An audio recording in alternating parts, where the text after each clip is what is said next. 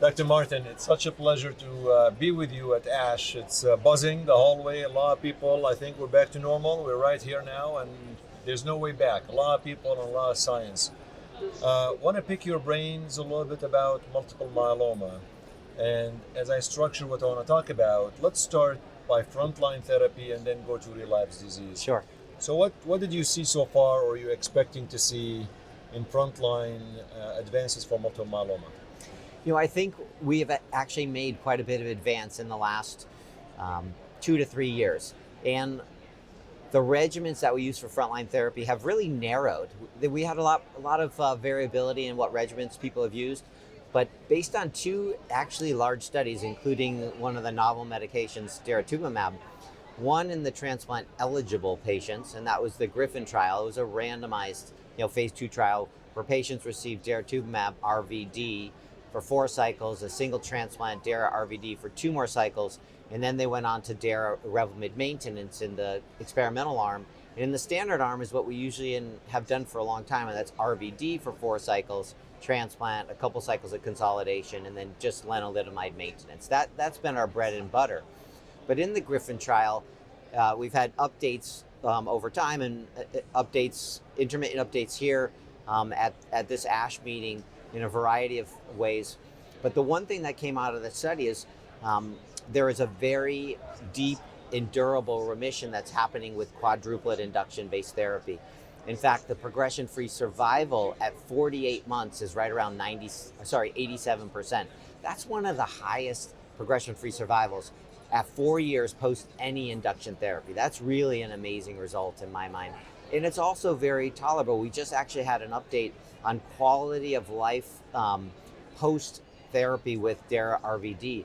And the quality of life in the 2 arms, in fact, is very similar. Both actually arms provided nice quality of life, but the Dara RVD arm provided a longer duration of improved quality of life, which is really great, actually, and that was just presented.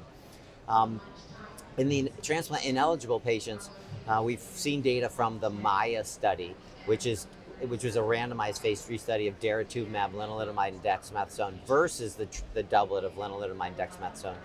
And that trial actually has shown now a progression-free survival that is over 60 months. It's right around 61, 62 months. And so 5 years of remission duration off a non-transplant arm in a transplant ineligible patient population. In a large proportion of those patients were actually frail. We also just got a quality of life update in this past session of the Maya study showing that those people that got DRRD, in fact, also had a prolonged improvement in their quality of life compared to the lenalidomide and dexamethasone arm. And it's in a tribute to how long that progression-free survival has lasted. So we think the PFS for Dara RVD in the Griffin study is going to be post 80 months in the transplant eligible. So is it fair to say for transplant eligible, you believe in quadruple therapy, and in transplant ineligible triplet therapy? Is that what I'm hearing?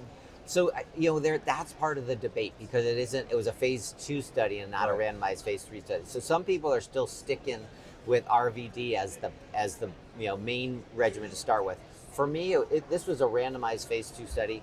I think we have enough data from this with this wonderful PFS that shows that for me, 85% of the patients in the trial were standard risk patients.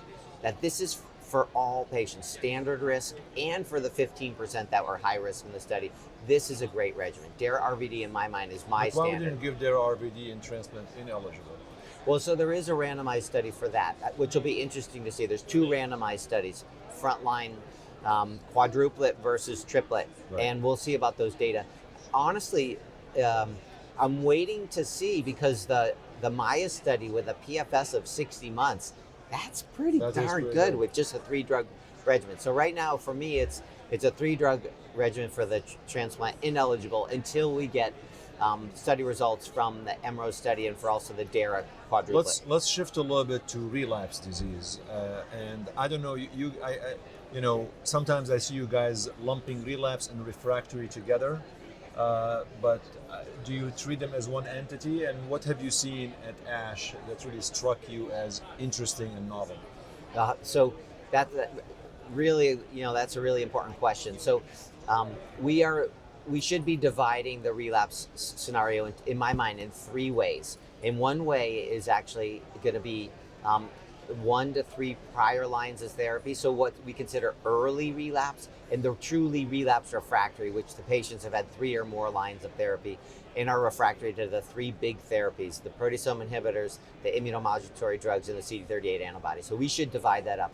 So if we look at the early relapse patients, the important regimens in my mind include CD38 antibodies, because most of the frontline people in the past had not had a CD38. So the first thing, the first relapse, I think you combine a CD38 antibody with some of our best next generation IMiDs and proteasome inhibitors, so pomalidomide and carfilzomib. So the big studies, the IKEMA study and the CANDOR study, compared a CD38 antibody with carfilzomib index to a backbone of carfilzomib index. And that's really showing improved progression-free survival. With the CANDOR study, with DARA-KD, the PFS was 28 months. With IKEMA, the PFS is about 36 months. And the FDA did a special analysis, and they say it's 42 months, but it's really amazing. It's 3 years of basically of PFS if you use this in early relapse. Pretty amazing. The pomalidomide data is a little bit in more heavily refractory patients. So the PFS was only 12 months, but it's because most of the patients had prior lenalidomide and were refractory to lenalidomide. Again, a more heavily pretreated. But what we do in the relapse setting is this class switching. So we switch. If they're on an IMiD for maintenance, then we go to a proteasome inhibitor and a CD38 antibody. So we do this class switching that has really helped, and I think is great. Now, what's here at ASH, I think we're getting preliminary data of using bispecific T-cell engagers, and maybe we'll talk about novel agents later, but I think bispecific T-cell engagers are going to be combined with IMiDs, with lenalidomide and dexamethasone. We saw some initial data with teclistamab with lenalidomide and dexamethasone, and those are really showing great responses. One of the things in the last couple of minutes we have, we all know that we are in dire need for novel agents, especially in relapse and refractory disease. There's a lot in the press lately about Blenrep and how it was withdrawn from the market because of a pivotal study that showed inferiority to the control arm. And in speaking with a lot of my colleagues in the myeloma world, the jury is out. Some folks say it was the right thing to do. A lot of folks say it's probably not, because it wasn't really, we should have done a different study. What's your take on that? Maybe in a couple of minutes or less. What's your view?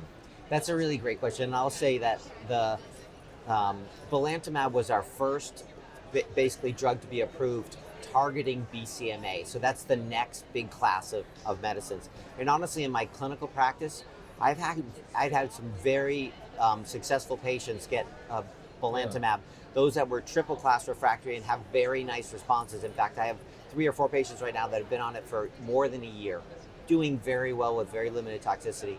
I am in the camp that the trial, was approved, accelerated approval. The trial, the phase 3 trial, just wasn't a great design to the phase 3 trial. And I think we are going to resurrect that in the future. It does have a role in multiple myeloma therapeutics, and will further, I think.